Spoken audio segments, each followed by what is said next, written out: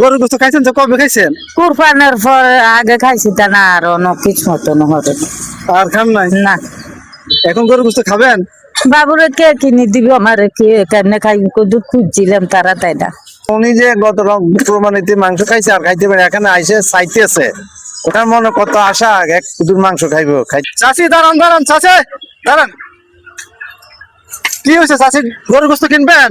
বাবুরে কদু চাইছিলাম টাকা নাই। টাকা নাই? না।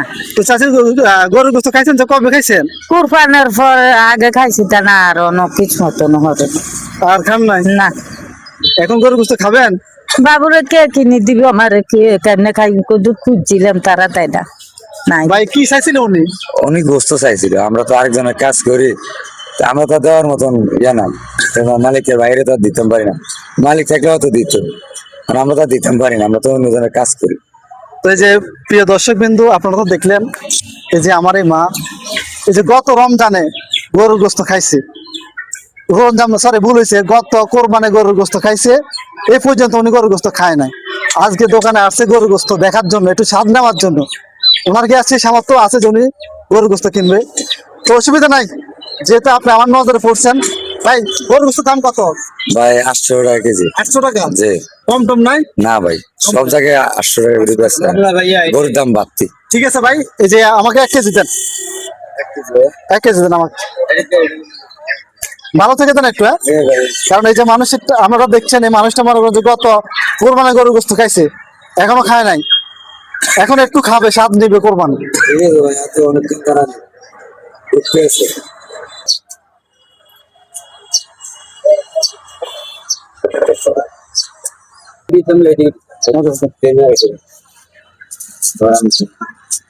আচ্ছা এই নেন গরুর গোস্ত, আপনি খুশি হয়েছেন? খুশি হয়েছি বাবা, আমি খুশি হয়েছি।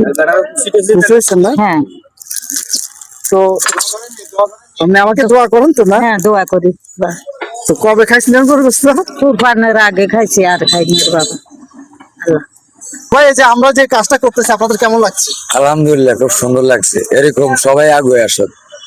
যে ভাই এই যে আপনি তো আমাদের ভিডিওটা মনে হয় দেখতেছেন না? আমরা দেখতেছি, তো আপনার কেমন লাগছে? আমার তো খুব ভালো লাগছে আলহামদুলিল্লাহ। উনি যে গত প্রমাণিতে মাংস খাইছে আর খাইতে পারে এখানে আইসে চাইতেছে, ওটার মনে কত আশা এক দুধ মাংস খাইবো, খাইতে পারে না, যাইতেছে। আপনারা এখন ওনারা দান করতেছেন, দিতেছেন, সহযোগিতা করতেছেন, এটা তো সৌভাগ্যের ব্যাপার।